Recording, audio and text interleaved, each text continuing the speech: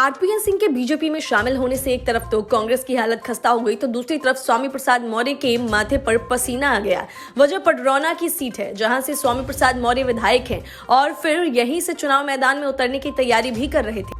लेकिन अब आरपीएन सिंह के बीजेपी में शामिल होने के बाद अब वे पडरौना की जंग में साफ हो गए, क्योंकि आरपीएन सिंह और बीजेपी की मिलीजुली ताकत से पार पाना स्वामी प्रसाद मौर्य के बस की बाहर की चीज है। इसीलिए माना जा रहा है कि स्वामी प्रसाद मौर्य पडरौना छोड़कर फाजिलगंज से चुनाव मैदान में उतरेंगे। इसके लिए तैयारियां भी शुरू कर दी गई हैं। कांग्रेस के स्टार प्रचारकों में शामिल पूर्व केंद्रीय मंत्री और कांग्रेस के झारखंड प्रभारी आरपीएन सिंह ने बीजेपी का दामन थाम लिया है।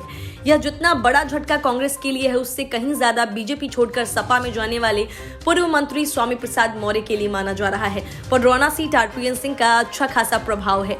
ऐसे में स्वामी प्रसाद मौर्य की धड़कनें भी बढ़ गई हैं।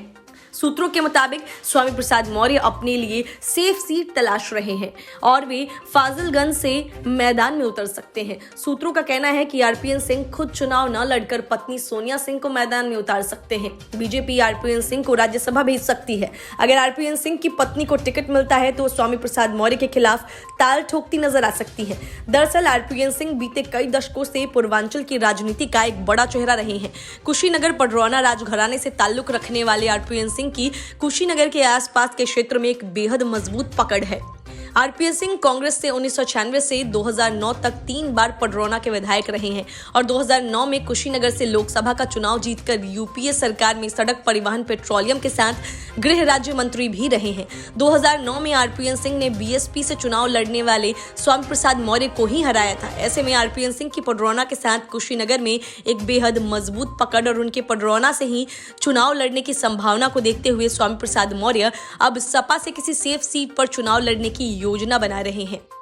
इस बीच आरपीएन सिंह के बीजेपी में शामिल होने पर स्वामी प्रसाद मौर्य ने कहा कि उनका पडरौना के अलावा कहीं कोई जनाधार नहीं है। बीजेपी उनको पार्टी में शामिल कराकर किसी भी तरह के मुगालते में ना रहे। आरपीएन सिंह चुनाव नहीं जितवा सकते।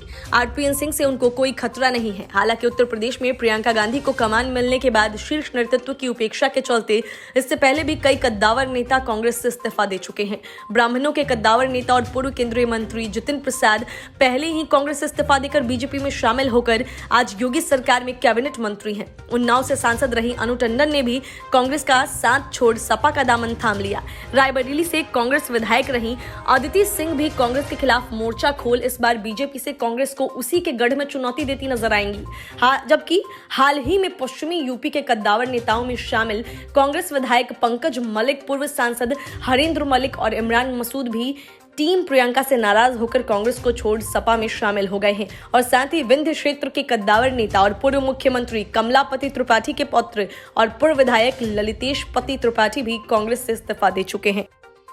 Bureau report, news of India.